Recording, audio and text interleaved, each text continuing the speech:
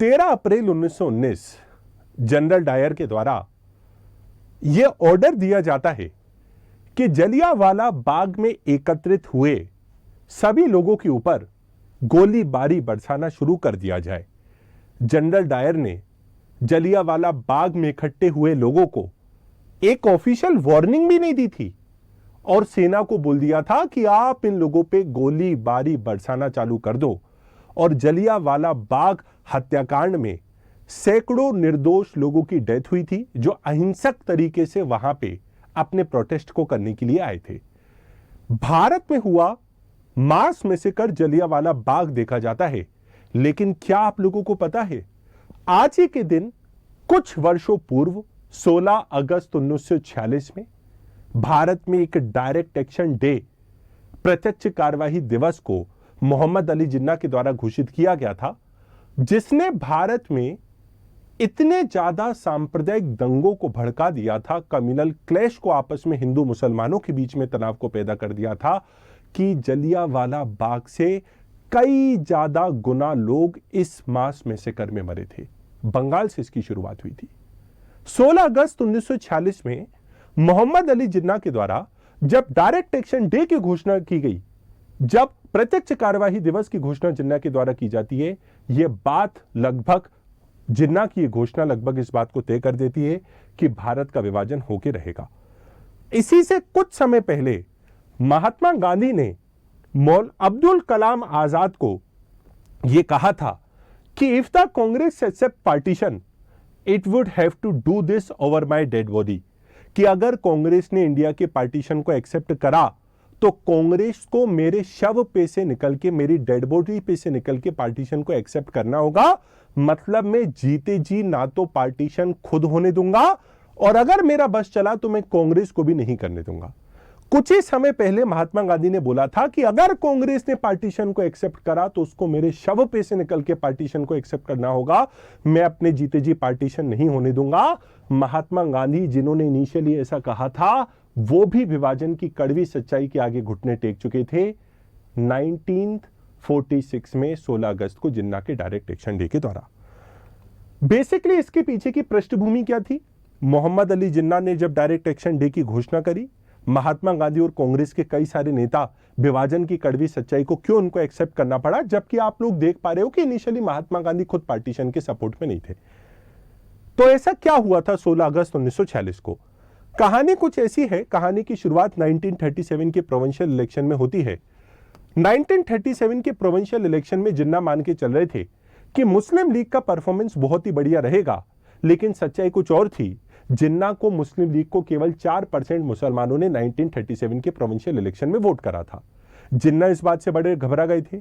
उनको अपना political career लगभग बर्बादी की कगार पे दिख रहा था। उनको पता था कि अब यहां से रास्ते को चेंज, ट्रैक को चेंज नहीं किया गया तो कभी भी मुसलमान उनके साथ नहीं जुड़ेंगे, क्योंकि 1937 के प्रोविंशियल इलेक्शन में मुस्लिम्स की केवल 4% वोट, मुसलमानों के केवल 4% वोट मुस्लिम लीग को मिलना एक जिन्ना के लिए ओपनर था और जिन्ना मान के चल रहे थे कि उनका पॉलिटिकल करियर बर्बाद हो जाएगा। तो 1937 के प्रोविंशियल इलेक्शंस के बाद से ही जिन्ना सांप्रदायवाद के उग्र चरण या एक्सट्रीम फेज में एंट्री ले लेते हैं और अभी से वो चालू कर देंगे पाकिस्तान के नारे को। फिर 1939 में जैसी वर्ल्ड वॉर 2 की शुरुआत होगी, मोहम्मद अली जिन्ना लिनलित से हाथ मिला लेंगे और वहीं से पार्टीशन की राजनीति और पेशअप होने लगेगी। 1946 में जो कैबिनेट मिशन प्लान आता है वो ऑफर करता है, 1946 का जो कैबिनेट मिशन प्लान आता है वो कुछ बातों को ऑफर करता है। जैसे कि 1946 के कैबिनेट मिशन प्लान में पार्टीशन के आइडिया को रिजेक्ट कर दिया जाता है, विभाजन के आइडिया को उसमें रिजेक्ट कर दिया जाता है। जबकि 1946 के समय तक आते आते जिन्ना अपना विभाजन को लेकर मन बना चुके थे और किसी भी तरह से विभाजन को लेने को तैयार थे, क्योंकि अगर वो विभाजन को नहीं लेते तो 4% मुसलमानों के वोट उनको मिले थे, बर्बादी की कगार पे उनका पॉलिटिकल करियर था।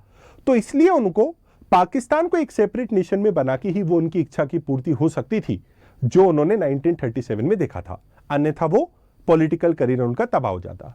तो 1946 में जून में जब कैबिनेट मिशन प्लान ने भारत में विभाजन के आइडिया को रिजेक्ट करा, इससे मोहम्मद अली जिन्ना बिल्कुल भी खुश नहीं थे और इसी से खफा होके, नाराज होके जिन्ना ने डायरेक्ट एक्शन डे की घोषणा 16 अगस्त 1946 को कर दी थी, जिसमें लड़के लेंगे पाकिस्तान, लेकर रहेंगे पाकिस्तान के नारे भी लगाए गए थे।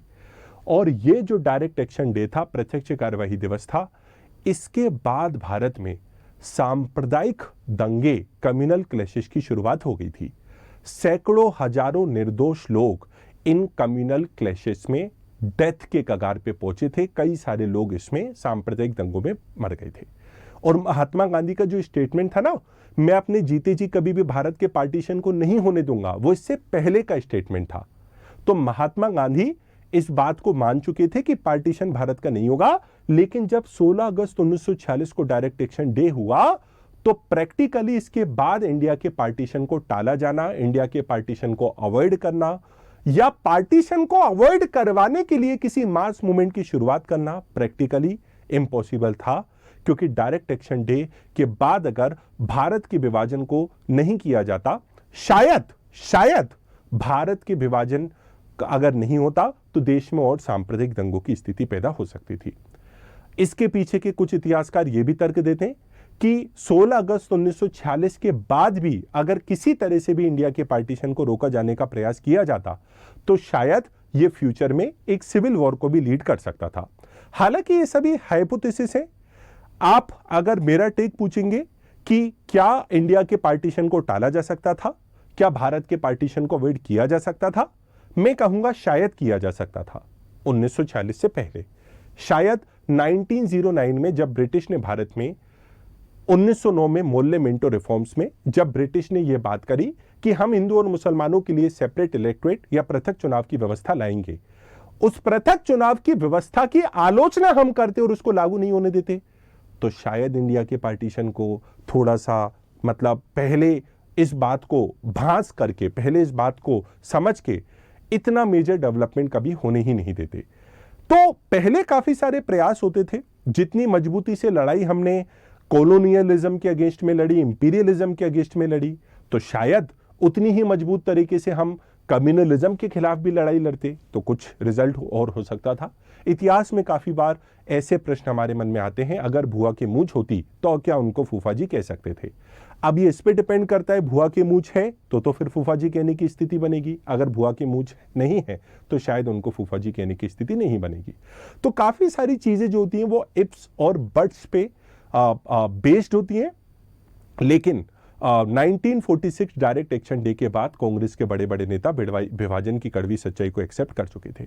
तो 16 अगस्त 1946 भारत के इतिहास में एक बहुत इंपॉर्टेंट टर्निंग पॉइंट होता है।